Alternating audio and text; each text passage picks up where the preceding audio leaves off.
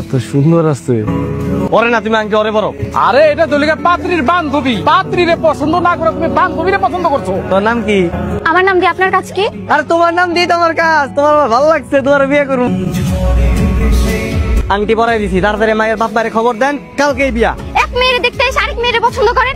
আমি চলে গেলাম। ভালো ছেলেরা কখনো এক মেয়েকে দেখতে এসে আরেক মেয়ে পছন্দ করে? তুমি আমার বিয়ে করবা কবে সেটা বলো, তাড়াতাড়ি বলো, এখনই বলো। আমি আপনাকে বিয়ে করব না। তোমার পছন্দ হয় না, তোমার বান্ধবীর পছন্দ হয়েছে। তোমার বান্ধবী আমার বউ, তুমি আমার শালী। থাপড়ে একদম বিয়ের শখ মিটাই দিব। কি হয়েছে বাবা? এই লোকটা তো তোমার বাবা।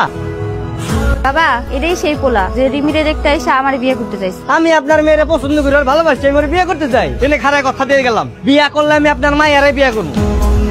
আগে বিয়া ভাঙবো, তারপর দেখবো যাওয়ার হইব। আমিও মেম্বারে মাইয়া। আমার বিয়েতে কোনো ধরনের ঝামেলা করলে আমার আব্বাই আপনার কি অবস্থা করবে তা আপনি কল্পনাও করতে পারবেন না। ওর বাড়িতে তো পাত্রপক্ষ দেখতে আইছে।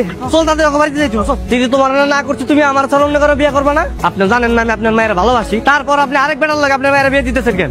আমার মেয়ের আমি কই বিয়া দিব, তোরা কই দিবা না? আলহামদুলিল্লাহ কবুল বলছে। এমন কুলাঙ্গার সন্তান জন্ম দিছো, খালি পুলা জন্ম দিয়া রাস্তায় ছেড়ে দিলেই আদো কায়দা লেহাজ এটি শিখান লাগে না? পুরোটা ছোট মানুষ তো ভুল করে ফেলাইছে, মাফ করে দেন। তোমার কাছে যায় কি আমি জোর হাত করবো যে যেইটা বললাম সেটা করো? তাহলে পুলিশ ডাইকাই না তোমার পোলারে কিন্তু পুলিশে ধরে দিবে। মেয়ে জাতি করে আমি আজকে থেকে ঘৃণা করি। আমি জীবনে আর কোনো মেয়ে জাতির কাছে যাবো না। আব্বা আম্মা আমার তোমরা মাফ করে দাও। আমি ওয়াদা করলাম আজকে থেকে আমি কোনো মেয়ের পিছে ঘুরবো না, আমি ওয়াদা করলাম।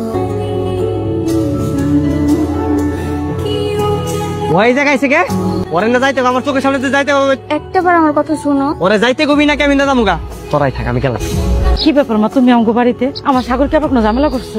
না চাচি, আমি এমনিতেই আসছি। আসলে সেদিন গ্রামবাসীর সবার সামনে শুধুমাত্র আমার জন্যই আপনাদের এত বড় অপমানিত হতে হয়েছে। আমি আপনাদের কাছে মাফ চাইতে এসেছি। যা হওয়ার হয়ে গেছে, তোমার মাপ চাওয়ান লাগবো না। আমার ছেলেটা তো খারাপ না, গ্রামবাসী মিলে যে সিদ্ধান্ত নিচ্ছে এটা তুমি ঘুমাইনা নিতে হইব। আমি তো আপনাদের মেয়ের মতো, আমাকে একটু মেয়ে মনে করে মাফ করে দেওয়া যায় না?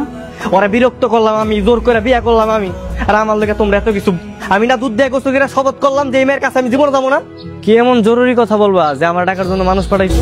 বাবা সেই ছেলের সঙ্গে আমার বিয়ে ঠিক করেছে। আগামী শুক্রবার আমার বিয়ে। আচ্ছা ভালো তো। মানে কি বিয়ের দাওয়াত দিতে আসছো না নাকি? তোমার আমি যে উল্টাপাল্টা কথা বলছি তার জন্য ওই কাটা গায়ে নুনের ছিটা দিতে হয়েছে? আমি তোমাকে বিয়ে করতে চাই। সেদিন রেল লাইনে তো কবুল বলে অর্ধেক বিয়ে করেই ফেলেছো। এখন আমি অন্য কাউকে কিভাবে বিয়ে করব? আমি তোমার সঙ্গে থাকতে চাই, তোমাকে ভালোবাসি। কিন্তু তোমার বাবা? আমি তো রাজি, বাবা যা করে করুক। তখন আমি তোমাকে পছন্দ করতাম না, এখন আমি তোমাকে পছন্দ করি।